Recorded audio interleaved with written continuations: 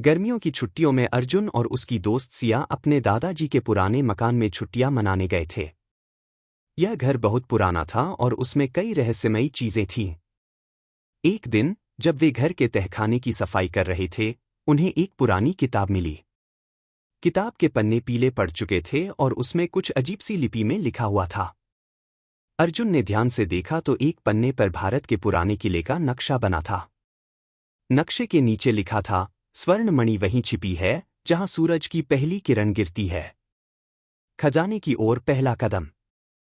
अर्जुन और सिया दोनों उत्साहित हो गए। उन्होंने नक्शे को अच्छे से पढ़ा और समझा कि यह एक पुराने किले का रास्ता दिखा रहा था।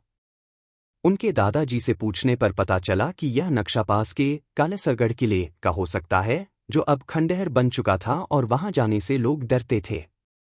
अर्जुन और सिया ने ठान लिया कि वे उस खजाने को खोज कर रहेंगे। अगले ही दिन वे अपने दोस्त कबीर और जोया के साथ किले की ओर निकल पड़े। 2. रहस्यमय किला और चुनौतियां। जब वे किले में पहुंचे तो चारों ओर घना जंगल था। किले की दीवारों पर बेलें चढ़ी हुई थीं और अंदर घुसते ही उन्हें एक अजीब सी ठंडक महसूस हुई। अचानक उन्हें एक दीवार पर वही लिपि दिखाई दी जो किताब में थी। कबीर ने कहा, शायद यही सही जगह है।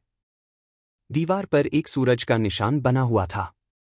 अर्जुन ने गौर किया कि सुबह की पहली किरण शायद इसी जगह पड़ती होगी। तभी सिया को फर्श पर एक पत्थर हल्का हिला हुआ महसूस हुआ। जब उन्होंने उसे हटाया तो नीचे एक संकरी सुरंग थी। सुरंग के अंदर का रोमांच।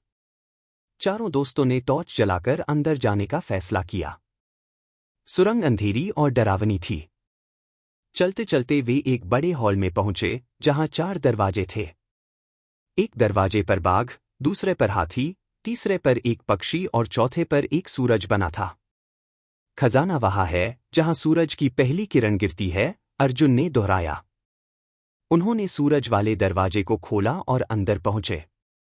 वहां एक पत्थर की मूर्ति थी जिसके हाथ में एक संदूक था। लेकिन जैसे ही कबीर ने संदूक को छूने की कोशिश की, फर्श हिलने लगा और दीवारों से तीर निकलने लगे। खजाने तक पहुंचना। अर्जुन ने ध्यान दिया कि मूर्ति के पास एक लीवर था। उसने हिम्मत जुटाकर उसे खींच दिया और अचानक तीर रुक गए। संदूक खुला और अंदर एक चमकता हुआ स्वर्ण मणि रखा था। हमने इसे खोज लिया, जोया ने खुशी से कहा। लेकिन तभी सुरंग में तेज आवाज होने लगी, जैसे कुछ गिर रहा हो। चारों ने जल्दी से खजाना उठाया और भागने लगे। किसी तरह वे बाहर निकलने में सफल हुए और पीछे मुड़कर देखा तो पूरी सुरंग ढह चुकी थी। असली खजाना। वे खजाने को लेकर दादाजी के पास गए। दादाजी ने जब उसे देखा तो उनकी आंखों में चमक आ गई। उन्होंने बताया कि यह मणि एक प्राचीन राजा की थी जिसे चोरों ने चुरा लिया था। इस मणि को वापस संग्रहालय में रखना चाहिए ताकि सब इसके इतिहास को जान सकें। अर्जुन, सिया, कबीर और जोया को एहसास हुआ कि असली खजाना सिर्फ सोना चांदी नहीं, बल्कि इतिहास और रोमांच भी होता है।